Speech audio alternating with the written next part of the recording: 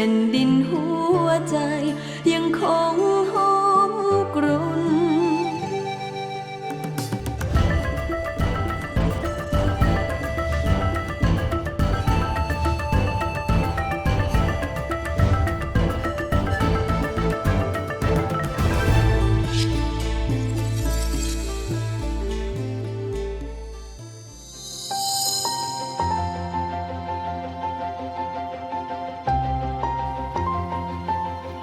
ถ้าจะให้ยั่งยืนผมก็ยังมีวิธีคิดว่ามันต้องพึ่งพาตัวเองให้เยอะที่สุดเพราะฉะนั้นน่ะต้องคัดสายพันธุ์เองถึงมั่นใจได้ว่ามันโตที่นี่คัดจุลินทรีย์ของที่นี่มันใช้มันต้องรอดเพราะเขาเจอที่นี่มันถึงจะต้องมาดูแลระบบนิเวศที่จะรักษาหมู่นี้ไว้เหมือน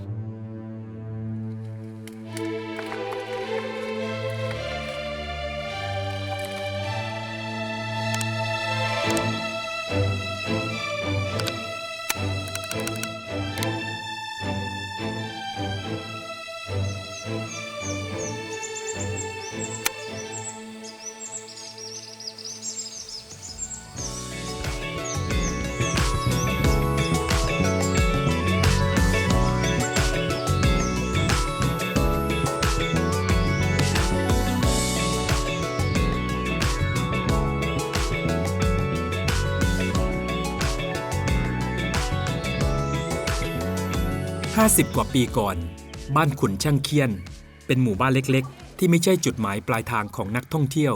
เด็กๆต้องไปเรียนในเมืองโตขึ้นก็หางานทำอยู่ในเมืองสอนประมาณนั้นนะฮะว่าอยากให้จบสูงๆทุกคนใฝ่ฝันคือใบปริญญามาแปะไว้ข้างฝาคือมันอยากเรียนสถาปัตย์เราได้โควต้าเรียนเทคนิคเชียงใหม่นะครับแต่เรียนมาจบ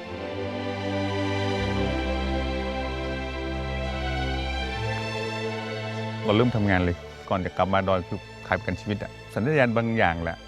บ้านเรามันต้องมีบางอย่างที่เป็นอาชีพที่มันเลี้ยงดูเราได้เนาะแล้วได้อยู่บ้านอย่างเงี้ยพอมีลูกด้วยอยู่ข้างล่างมันก็จะลำบากละถ้าผมได้มีเงินทองมากมายอย่างเงี้ยข้างล่างต้องใช้เงินเลยบอกว่าถ้างั้นกลับมาอยู่บ้านเรามาดูว่าที่บ้านมีอะไรทำบนยอดดอยนี่คือปลูกฝิ่นกันทั้งนั้นในหลวงรัชกาลที่ 9เสด็จมาจัดทำมีอาชีพที่มันถูกกฎหมายมีสถานีวิจัยแห่งแรกที่ทำเรื่องไม้ยืนต้นคืออาชีพที่มันเลี้ยงดูผมจนใหญ่อย่างเงี้ยเนาะกาแฟกับลิ้นจี่นี่แหละ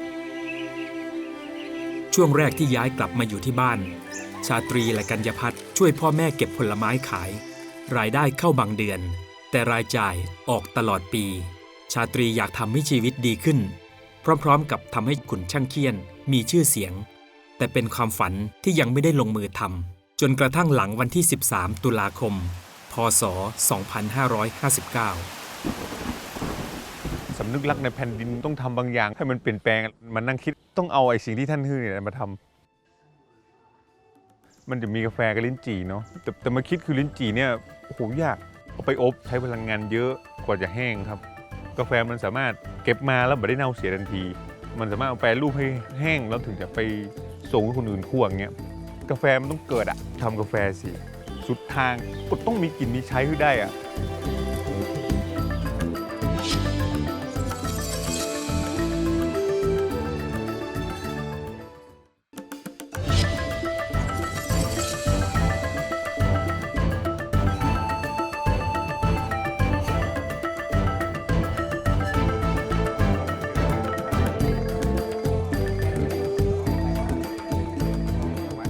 ชาตรี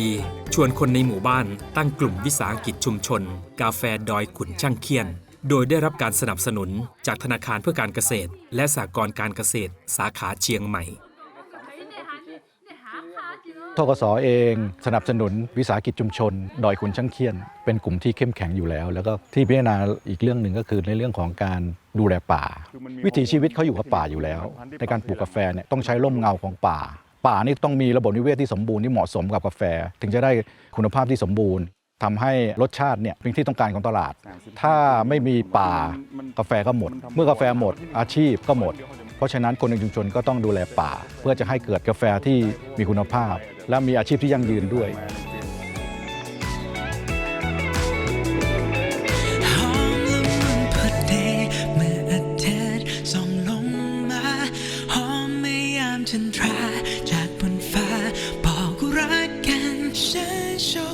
ที่สุดได้เห็นเธอเติบโตข้างกันเป็นความสุขที่พร้อม การจะไปหาตลาดมาให้ในกลุ่มสมาชิกวิสาหกิจเนี่ยมันไม่ใช่ง่ายเลยเนาะตอนนั้นไปลานาเอ็กโปแล้วก็เลยเอาทุนตัวเองไปก่อนมีอยู่ 7,000 ก็คุยกับชาตรีว่าทำไงดีก็ลองไปพูดตามจริงคือขายไม่ได้เลยออกงานครั้งแรกขาดทุนในส่วนของเงินแต่ได้กำไรเป็นความรู้และคำแนะนำจากผู้เชี่ยวชาญเป็นจุดเปลี่ยนสำคัญที่ทำให้เกิดกาแฟพิเศษขุนช่างเคียนไปในงานกาแฟก็ไปเจอบาริสต้าเนาะมีพี่เล็กคั่วกาแฟอยู่เนี่ยคือทุกคนมาอารมณ์แบบขุนช่างเคียนมันมีดีนะแล้วคนทำกาแฟให้มันดีกว่านี้ได้อยู่แล้วผมก็เลยบอกว่ากาแฟดีๆทำไมคั่วให้มันเป็นน้ำมันหรือว่าคั่วเข้มกาแฟของขุนช่างเคียนเขามีทั้งความหวานความเปรี้ยวแล้วกลิ่นหอมของดอกไม้อยู่ทำไมไม่เก็บตัวนี้ไว้ผมก็งงมันหวานตรงไหนพี่เล็กมาชงกาแฟเปรี้ยวมาเลยแล้วก็บอกว่าเดี๋ยวมันจะหวานเหมือนมะขามป้อมเลยโอ้เป็นอย่างนี้เหรอปกติเรารู้แต่ว่ากาแฟเนี่ยกินแต่ขมมีพี่ๆเขาบอกว่ากาแฟที่ดีต้องเปรี้ยวเราก็ไปได้ไปชิมอันนั้นจริงๆค่ะแล้วเราก็รู้สึกว่าทำไมมันเปรี้ยวจริงก็เลยต้องไปศึกษาต่อเรียนรู้เพิ่มเติมด้วยความมุ่งมั่นที่จะทำกาแฟพิเศษเพื่อส่งประกวดในปีถัดมาปีแรกเขาส่งเป็น Wash Process Standard เลยมันได้ติดที่ 3มาเลยปีที่ 2ก็กระบวนการเดิมเลย Wash ได้ที่ 5อันนี้คือโจทย์ผมจะตั้งสูงแล้วว่าทุก process ของขุนช่างเคียนเฮาเนี่ยคือติดรางวัลท็อป 10 ไว้ก่อนเพราะฉะนั้นวันหนึ่งที่รุ่นถัดๆไปผมอย่างน้อยขุนช่างเคียนจะเคลมได้ว่าทุก process เฮาอยู่ในท็อป 10 สแคททุกตัวปีที่ 3ได้ที่ 4นี่นะครับ Natural Process ปีที่ 3ที่เขาได้แชมป์อันนั้นคือเป็น Honey Process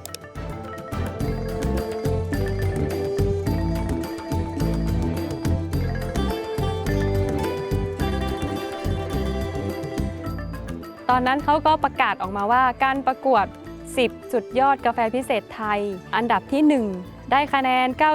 91.5 เนี่ยค่ะคุณกัญญาภัทรแซ่เจอจะบ้านขุนช่างเคียนเนี่ยค่ะเราก็ดีใจแล้วก็เราก็หายเหนื่อยก็น่าจะเกี่ยวกับอากาศด้วยแล้วก็วิธีการโปรเซสด้วยปีนั้นเริ่มทำเรื่องห้อง LTS ด้วยครับก็แค่ห้องควบคุมความชื้นกับอุณหภูมิสามารถลดความชื้นได้แบบเพอร์เฟกต์และรสชาติอาจจะไม่ซับซ้อนแต่มันชัดเจนขึ้นแล้วก็มีความมั่นใจขึ้นมีคนรู้จักเรามากขึ้นแต่เราต้องรักษาคุณภาพเราไว้ให้ดีแล้วก็ทำให้มันดีขึ้นเรื่อยๆอย่างเงี้ยค่ะมันดีใจนิดนึงแต่มันหายไปเลยพอมันขึ้นไปแตะแชมป์ปุ๊บเนี่ยไอ้เรื่องพวกนี้มันไม่ใช่รักษาแชมป์จะได้ง่ายๆนะปิ๊กมาสู่ชีวิตปกติดีกว่าแต่ทุกคนมันคาดหวังกับเฮาอยู่เสมอเนาะก็เป็นแรงบันดาลใจให้เกษตรกรชาวบ้านนี่ค่ะเขาว่าโอ้ยกาแฟเรามีมูลค่านะเขาก็กลับมาพัฒนากาแฟเขากลับมาดูแลกาแฟเขาก็จะมีกลุ่มพี่น้องบนดอยเขาแหละแต่ละชุมชนต่างๆเพื่อก็จะเข้ามาหาเขาก็มีหน้าที่คือสื่อสารลักษณะแบบนี้เข้าใจ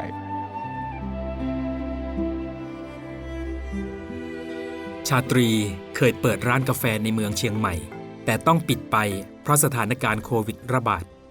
ปรับเปลี่ยนเป็นขายออนไลน์และเปิดร้านในหมู่บ้านแทนก็จะมีกลุ่มลูกค้าเฉพาะทางคือชอบกาแฟสายเปรี้ยวเขาก็จะติดตามเราตลอดแล้วก็ขึ้นมาโดยที่ว่าถนนหนทางไม่ค่อยดีเท่าไหร่ก็ยอมขึ้นมาเราอยู่บนดอยดีแล้วค่ะอากาศดีค่ะเราอยากให้ขึ้นมาหาเราก็มาถึงแหล่งกาแฟมาเรียนรู้มาเห็นจริงๆว่าเราทำจริงๆ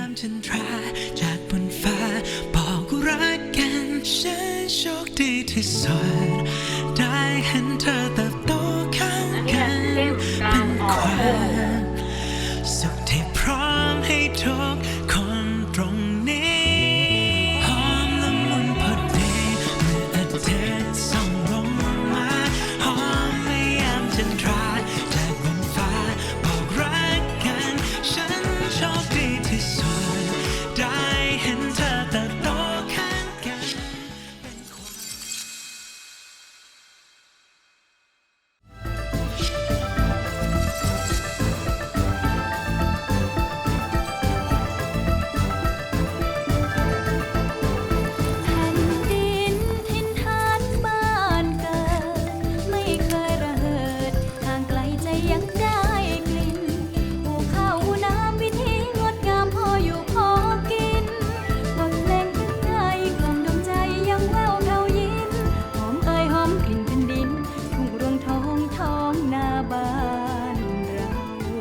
เก็บกาแฟตั้งแต่เดือนธันวาคมถึงเดือนกุมภาพันธ์ชาตรีและกัญญพัฒน์เก็บผลกาแฟสุกและแปรรูปเองรวมทั้งรับซื้อเพิ่มจากคนในชุมชน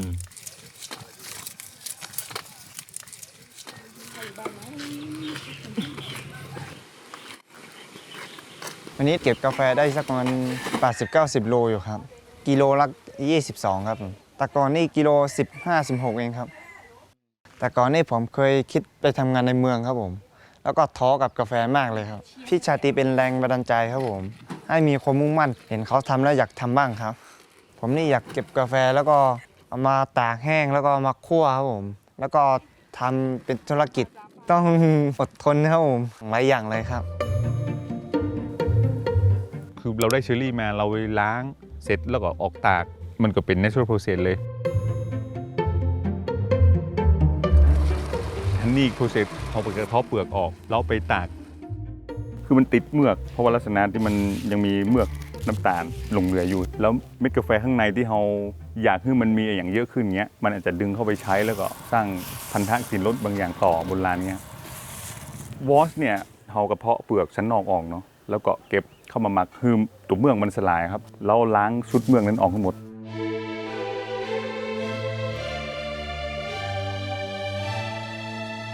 ส่งเสริมให้คนในชุมชนเรียนรู้กระบวนการแปรรูปกาแฟและสร้างช่องทางการขายของตัวเอง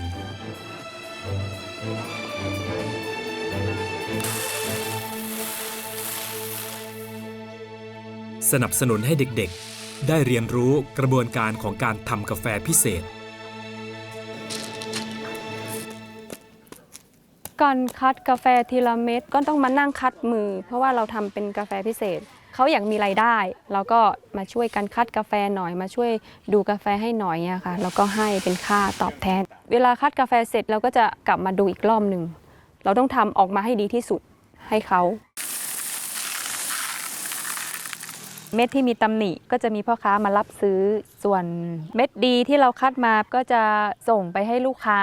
เป็นเมล็ดดิบเลยแล้วก็อีกส่วนหนึ่งเราก็จะเอามาส่งให้ลงคั่วแล้วเราก็มาแพ็คขายอีกทีหนึ่ง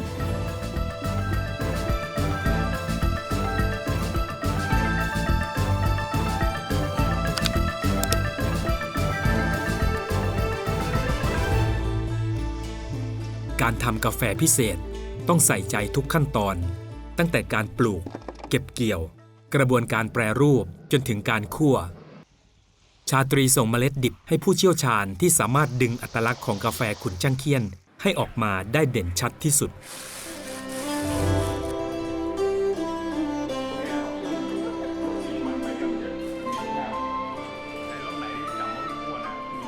กาแฟแต่ละแหล่งจะมีการคั่วที่แตกต่างเพราะว่าหนึ่งคือความสูงไม่เท่ากันอุณหภูมิอากาศดินของแต่ละแหล่งไม่เท่ากันคนคั่วกาแฟต้องรู้เรื่องเกี่ยวกับแหล่งปลูกนั้นๆด้วยเพราะไม่งั้นเราคั่วไปความร้อนที่เราให้กาแฟบางครั้งอาจจะเยอะเกินไปพอมันร้อนมันก็ไปทำลายรสชาติกาแฟบางทีความร้อนไม่พอมันก็ทำให้รสชาติของกาแฟไม่ออก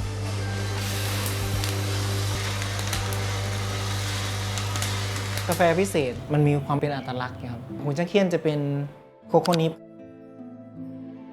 กับแมคคาเดเมียส่วนในเรื่องของกลิ่นเนี่ยมันก็จะเปลี่ยนไปตาม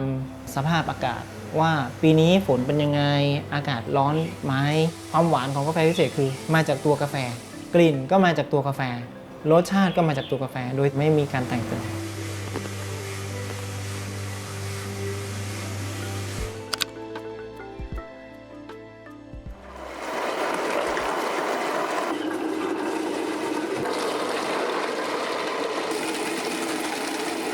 ใช้ทุกอย่างให้เกิดประโยชน์เปลือกกาแฟสุกหลังการสีจะหมักไว้เป็นปุ๋ยในขณะที่เปลือกบางส่วน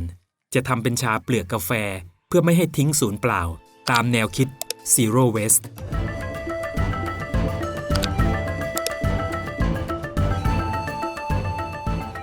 2 ปีมานี้ชาตรีใช้ห้องควบคุมอุณหภูมิและความชื้นน้อยลงกว่าแต่ก่อนเพราะเป็นระบบที่ต้องใช้กระแสไฟฟ้าตลอดเวลาในขณะที่สภาพอากาศของบ้านขุนช่างเคียนพอเหมาะพอดีกับการตากกาแฟอยู่แล้วบนดอยเรามันช่วงเข้าหน้าหนาวจริงๆความชื้นเราต่ำคือแสดงว่าเราแห้งแต่เย็น ตากกาแฟได้ตั้งแต่กลางคืนกลางวันเราต้องบังแสงให้มันด้วยซ้ำเพราะว่าแดดมันแรง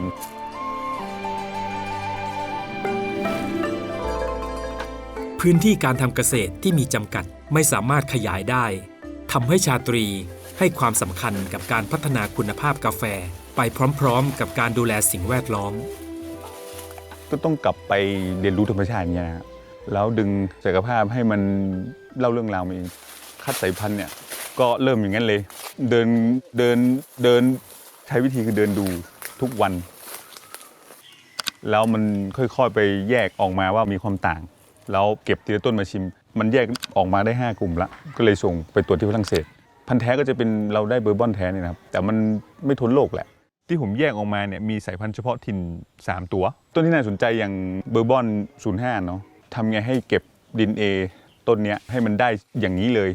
ก็ใช้วิธีเสียบยอดตอนนี้คือมันก็ต้องมีสายพันธุ์เฉพาะถิ่นแล้วเราไม่จำเป็นต้องไปหาที่อื่นละก็กระเถิบมาเรื่องแปรรูปซึ่งมันจะเพิ่มศักยภาพในเรื่องรสชาติด้วยในวงการไวน์อย่างที่เขาทำกันเนี่ยนะครับเขาก็จะใช้ยีสต์เป็นต้นทุนเขาอาจจะมาได้ไปหาซื้อยีสต์หรือว่าเอายีสต์ต่างถิ่นมารสชาตินี่มันชัดเจนอยู่แล้วว่ายีสต์มันสร้างกลิ่นและรสฮือบวกเข้าไปในกาแฟแน่นอนพอคุณมีต้นทุนจากสายพันธุ์ดีถ้าคุณมีกลุ่มยีสต์ที่ดีถ้าเขาตากได้ดีแหมจนจบที่คั่วแล้วคนชิมเนี่ยกาแฟที่ทำจากยีสต์พวกนั้นก็น่าสนใจก็ติดรางวัลที่4 ปีที่แล้วจากกลุ่มยีสต์ในพื้นที่เรา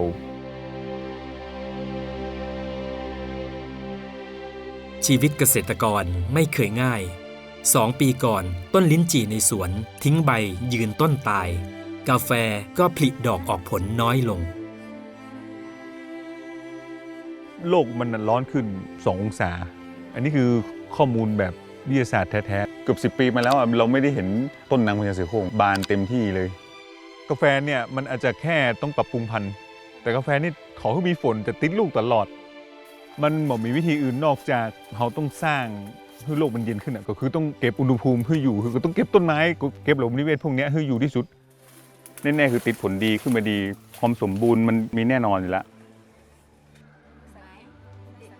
นกสำคัญบ่งบอกได้เหมือนกันเป็นเรื่องที่เพื่อนเขาว่ามันใกล้ตัวที่สุดแต่ผมบอกเคยตระหนักถ่ายรูปนกหลังบ้านเนี่ยมันยังรู้สึกว่าโอ้มันมีคุณค่ามันน่าคิดแล้วมันต้องคิดต่อแหละว่ามันจะดูแลเรื่องพวกนี้วันหนึ่งลูกหลานเขาจะได้เห็นก่อสายน้ำไม่เคยหยุดไหลแผ่นดินหัวใจยังคงหอมกรุ่นในอนาคตชาตรีจะเปิดรับคนเข้ามาเรียนรู้เรื่องกาแฟและการท่องเที่ยวเชิงนิเวศในหมู่บ้านเป็นภาพฝันที่เคยคิดไว้ตั้งแต่ช่วงที่กลับมาอยู่ที่บ้านเพียงแต่ไม่เคยคิดว่าความฝันนี้จะเป็นจริงได้จากกาแฟต้นไม้ที่คุ้นชินมาตั้งแต่เด็กที่กลายมาเป็นความสุขพิเศษในวันนี้นิยามกาแฟพิเศษผมน่าจะบอกว่าทั้งห่วงโซ่นะทุกคนแฮปปี้นะคือมีความสุขที่จะทำกาแฟมากกว่าที่จะมองว่ากาแฟคือธุรกิจหนึ่งที่จะทำให้เขารวยนะผมว่าผมไม่ได้ฮ้องมาสำเร็จเนาะแต่มันทำให้เขามีกินมีใช้แหละผมว่าจุดหนึ่งชาวบ้านเพื่อนก็เริ่มเห็นแล้วคิดได้ว่ามันต้องกลับมาใส่ใจมันดีคือเรามีต้นทุนดีแต่ตอนนี้ที่ปิ๊กไปดูคือเราไม่รู้ว่ามันเหลืออะไรดีบ้างเราไปรักษาสิ่งนั้นแล้วก็คือคนได้เข้ามาดูโดยใช้กาแฟนำ